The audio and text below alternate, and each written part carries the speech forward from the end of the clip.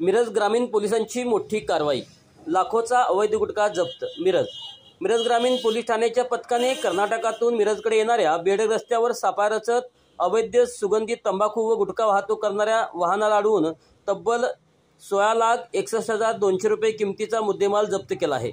शासनाने निर्बंधित केलेल्या गुटख्याची अवैध वाहतूक करत असलेला संकेत चव्हाण, राणा रत्नागिरी, जिल्हा रत्नागिरी या आरोपीला अटक करण्यात आली आहे। ही कारवाई सांगली जिल्ह्याचे पोलीस अधीक्षक श्री संदीप घुगे, अप्पर पोलीस अधीक्षक कल्पना बारवरकर व मिरज उपविभागीय पोलीस अधिकारी प्रनिल गिल्डा यांच्या मार्गदर्शनाखाली करण्यात आली। मिरज ग्रामीण पोलीस ठाण्याचे प्रभारी अधिकारी अजित सीत, सहाय्यक पोलीस निरीक्षक सुनील गुरव, पोलीस उपनिरीक्षक अजहर मुल्लानी तसेच प्रकाश साळुंके, प्रवीण यादव, वसंत कांबळे, प्रवीण सागर कोरे, स्वप्नील भोसले यांच्या संयुक्त पथकाने ही कारवाई केली।